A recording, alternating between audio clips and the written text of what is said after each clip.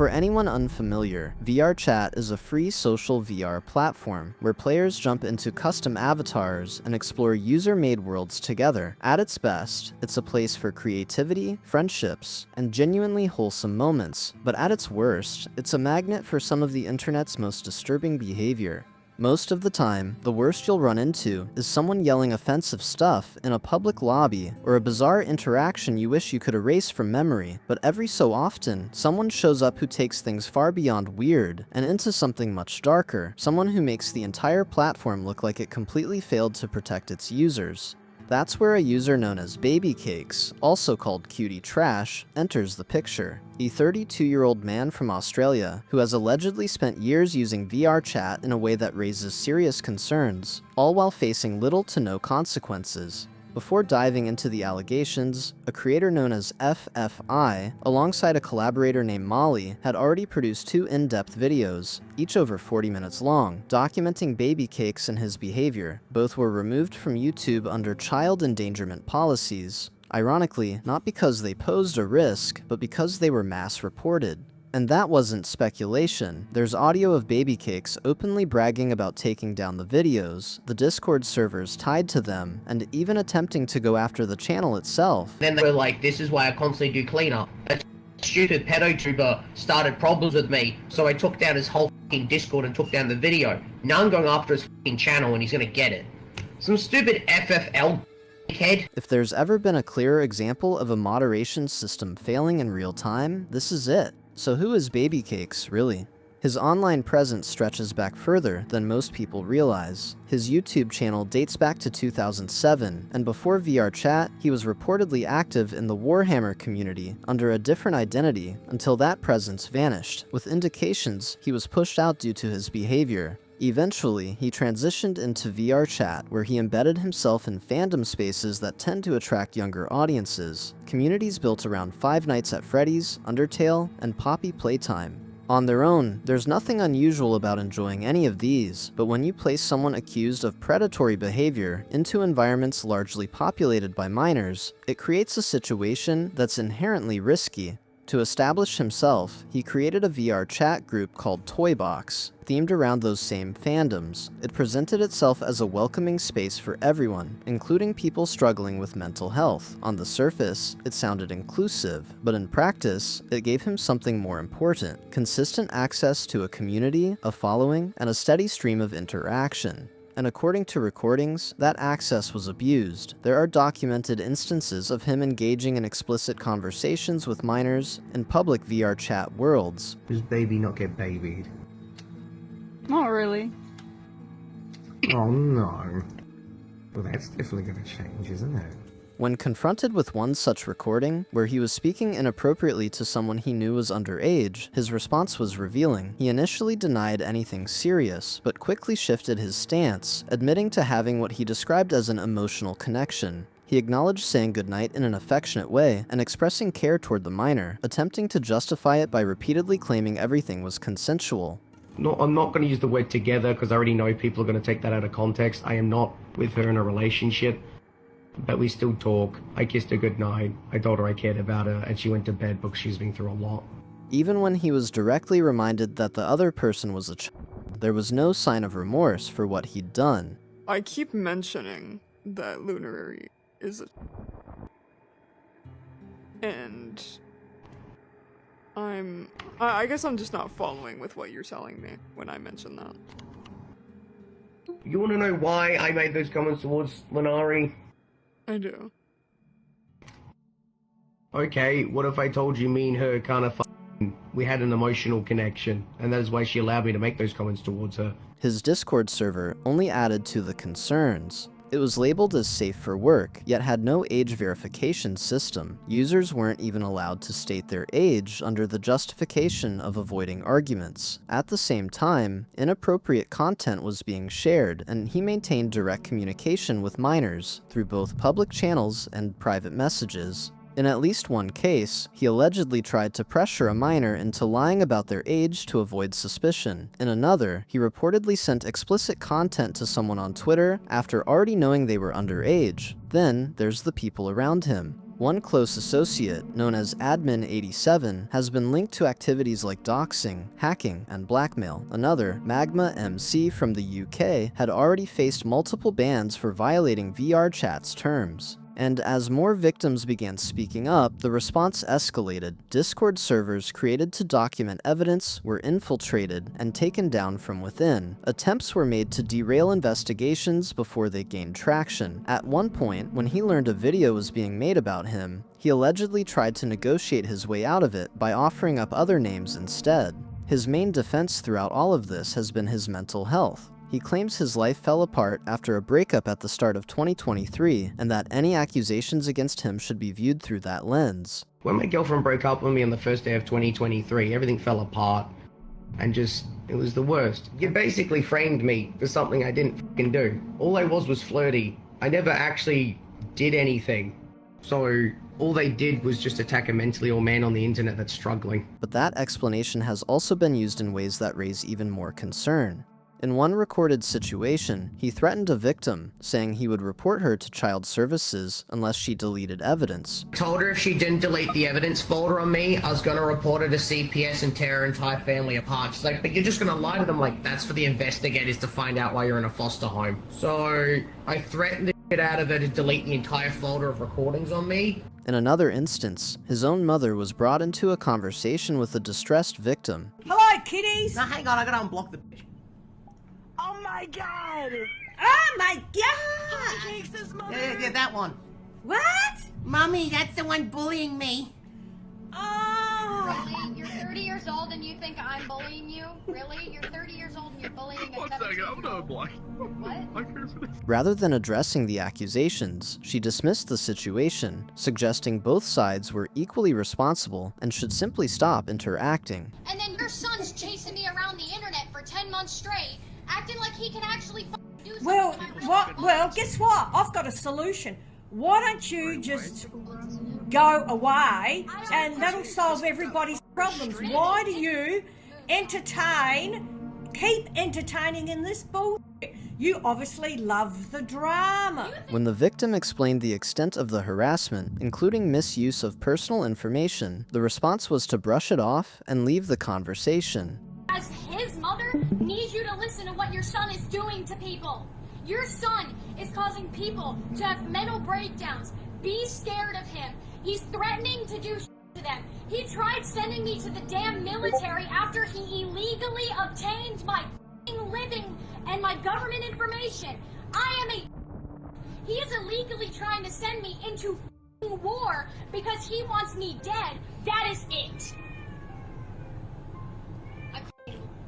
Okay. Anyway, all I can say is have a good She day. disappeared. She already disappeared. According to FFI, who has investigated numerous cases like this, Baby Cake stands out as one of the most severe he has encountered on the platform, and the most concerning part, despite multiple reports, some backed by extensive documentation, nothing changed, evidence was submitted. The moderation team was reportedly made aware, and yet, no meaningful action followed. As a recent update to the Baby Cake situation, he actually attempted to upload a video targeting FFI, trying to disprove the claims made against him. But we're not going to be covering that here because it ultimately comes across as irrelevant to the evidence that's already been presented.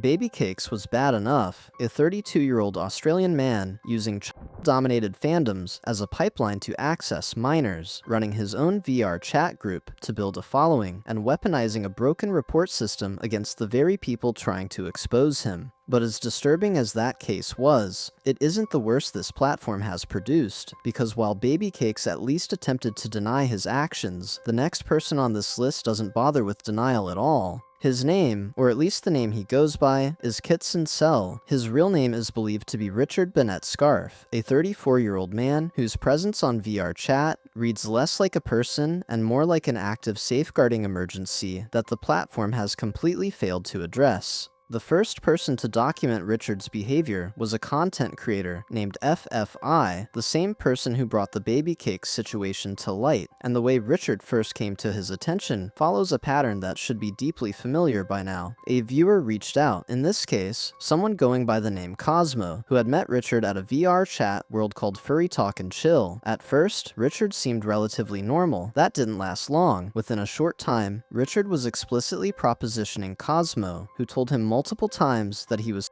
years old. Richard's response to being told this was to say that he was an adult and that being meant his brain wasn't rotting yet. He is believed to have been 34 at the time of these conversations. Through Cosmo, FFI was then connected to a second victim, referred to as Fluffy, who had a much deeper and far more disturbing history with Richard. Fluffy reached out to FFI on his birthday, which means every recorded interaction between him and Richard happened when he was old. The messages recovered from their conversations are some of the most unsettling documented in either case. Richard stated that he wanted someone as young as possible, and when Fluffy asked if would be acceptable, Richard agreed. The messages that followed are not something that can be shared here, but they include statements about women and children that go far beyond disturbing and are difficult to even process. Now armed with enough information, FFI would attempt to meet Richard directly inside VR chat, and what followed made it immediately clear that Richard was not simply a predator hiding behind a screen persona. He is genuinely, demonstrably unhinged. During their encounter in a public lobby, Richard delivered an unprompted monologue about having studied every single science, math, programming, medicine, engineering, and electrical engineering in elementary school, concluding that the afterlife was physically measurable using science, and that the only race capable of making it good was the white race. So, when I was in elementary school, I studied every single science, math, programming, medicine, engineering, and electrical engineering. And I figured out that the afterlife is physically measurable, derivable using science, and the only physical way to make it good is for everyone to become as intelligent as I am specifically. And the white race is the only race capable of generating children that can learn everything fast enough to actually generate and create heaven. Hell is the sun. And all of the other races need to die. He then blocked FFI after less than 5 minutes, seemingly because someone in the room agreed with him about alcohol affecting brain cells, and he interpreted it as a personal attack. But alcohol being a severe mental retardant does add up over time. Yeah, because I it understand is that. mentally retarding them at every point in time during the day. Right. By an extremely large amount. Doesn't it kill your brain cells or something? No, it doesn't kill my brain cells, but it'll kill yours if you keep talking about me like that. No, with alcohol. Because I'm not drinking alcohol at all. No, yeah, I'm agreeing with the alcohol. I did not let them down. Who said that? This guy- Okay, that wasn't even a sentence. This guy's fucking retard. What? He blocked me. He kicked me, bro.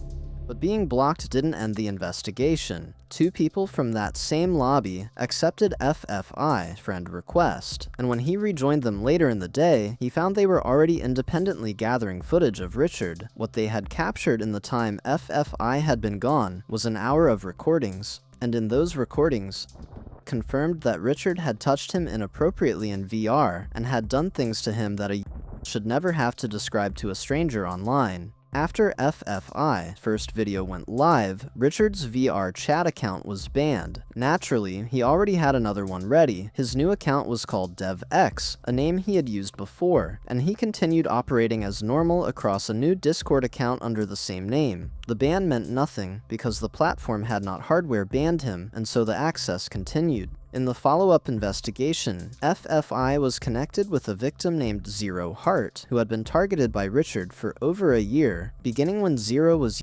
old. Zero described Richard as someone who presented himself as a leader figure, someone who made Zero feel chosen and valued at a time when he had no friends and no one giving him attention. Richard exploited that vulnerability methodically. He pulled Zero deeper into his circle, built dependency, and then, during an encounter in a VR chat world, committed what Zero described in clear and harrowing terms during his interview with FFI. Afterwards, Richard's only response was to tell Zero that his reaction was, quote, new data. I just didn't move an inch, and he just basically just f***ed me, and that was it. And afterwards, you wanna know what he fucking said? He said, how much did you enjoy it?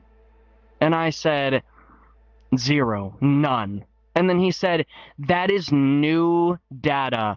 This is new data collected.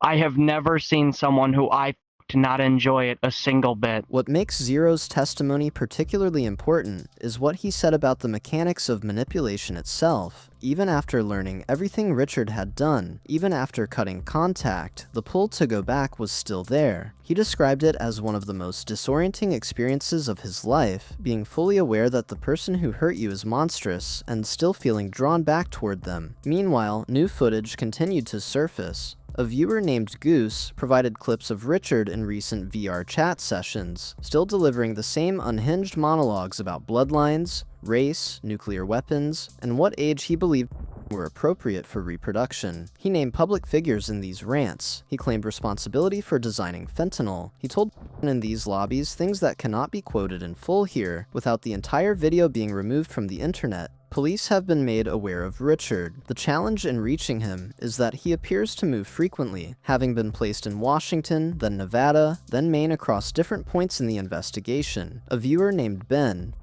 years old, reported being contacted by Richard as recently as September of 2025, after Richard directed him to the DevX account and the pattern started again from the beginning. And if you thought VR chat had a monopoly on this kind of behavior, think again. Because the furry fandom, a community that has spent years trying to shake off unfair stereotypes, has its own deeply uncomfortable chapter to reckon with, and at the center of it is a woman named Valerie, better known online as hypnotist Sappho. Now, to be clear, the furry fandom on its own is not the problem. Most furries, as anyone who has spent time around them will tell you, are perfectly normal people with a niche interest in anthropomorphic animal characters. But as with every online community we have covered so far, there are individuals who use the openness of these spaces as cover for behavior that goes well beyond eccentric. Sappho is one of those individuals. And what makes her case particularly unsettling is that unlike Baby Cakes, unlike Richard Scarf, Sappho did not try to hide what she was, she announced it. In late 2021, Sappho uploaded a YouTube video that became her most viewed piece of content for all the wrong reasons.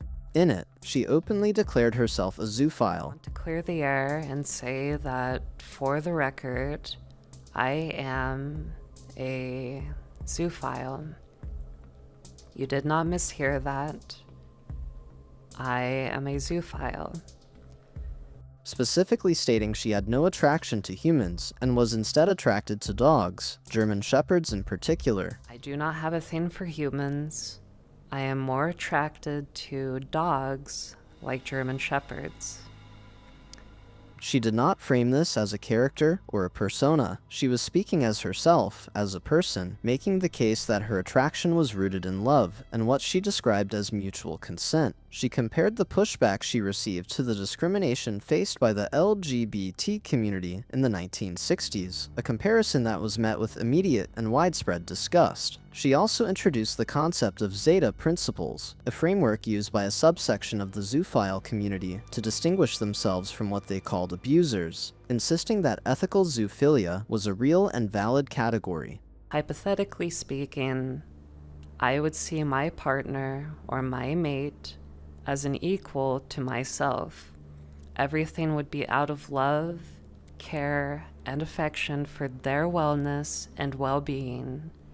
It would not be to serve myself and my desires. And a lot of people have issues with this sort of thing, which is understandable.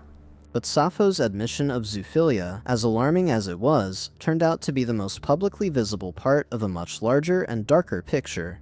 Before the video went live, Sappho had already been active on VR chat, running hypnosis roleplay sessions under a purple lizard avatar in furry-themed worlds. On the surface, these sessions were presented as immersive relaxation roleplay. In reality, leaked messages revealed that Sappho was deriving genuine gratification from them and using them as a pipeline to connect with users privately on Discord, where the interactions escalated significantly. One of those users was named Gray. Sappho, then 21, initiated contact, and the interactions crossed into simulated sexual acts within Vrchat. When the age gap and the nature of the interactions became known within the community, Sappho was banned from several servers. No real consequences followed. She simply moved on and built her own space. That space was a Discord server called Mama Sappho's Hypnotherapy, advertised as a community for furries and hypnosis enthusiasts. The server had a minimum age requirement of NSFW channels were supposedly restricted to those 18 and older, with Sappho claiming to verify ages manually. Evidence suggested otherwise. A moderator named Matcha, after discovering what the server actually contained, resigned and posted a public expose detailing Sappho's active promotion of zoophilia within a community that included. When confronted, Sappho dismissed the evidence as speculation and forgery. Now, around this same time, Sappho had also begun engaging with young followers on Twitter and TikTok, presenting herself as a maternal figure, referring to herself as Mama Sappho, and framing her relationship with younger fans as guidance and acceptance. One of those young followers was a named Kylo, with whom Sappho was openly flirtatious on public social media. Both denied a romantic relationship. Leaked DMs confirmed they had one. Kylo, in private messages, expressed fear of being outed to his parents, specifically worrying about people finding out he was dating an adult. But the most calculated thing Sappho did during this entire period came in December 2021, when she posted that follower named Julia had taken her own life as a result of harassment from people who opposed zoophilia. She posted emotional tributes. She announced she would attend the funeral. She used the story to frame her critics as having blood on their hands. Julia's TikTok account then posted confirming she was alive. The story was fabricated. It had been constructed specifically to generate sympathy and redirect outrage onto the people exposing her. Sappho's rhetoric continued to escalate. She began posting content that expressed openness toward attracted persons, questioned age of consent laws, and described herself as a nurturing figure to young followers who were already consuming content they had no business being near. Her Twitter account was mass-reported and permanently suspended. She migrated to Mastodon, created invite-only spaces, and founded an organization called Zeta North America, framing it as an advocacy group for zoophile acceptance modeled loosely on the language of civil rights movements. The organization collapsed due to internal dysfunction and an inability to register as a legitimate entity, but the intent behind it was clear enough. In August 2022, Sappho posted that she intended to take her own life. Because she had a documented pattern of fabricating stories to manipulate her audience, many people reacted with skepticism rather than concern. After that post, her online presence declined significantly and hasn't meaningfully resurfaced since. What Sappho's case illustrates, sitting alongside Baby Cakes and Richard Scarf, is a pattern that repeats itself with uncomfortable consistency across these platforms. Someone finds a community with a large population of young, often socially isolated users. They build a persona, a following, a sense of belonging. They use that to access people who are vulnerable. And when they are finally called out, the platforms do the bare minimum. The bans are temporary or easily circumvented, and the only sustained accountability comes from people outside the system entirely: content creators, forum moderators, and victims willing to speak publicly, despite the personal cost of doing so.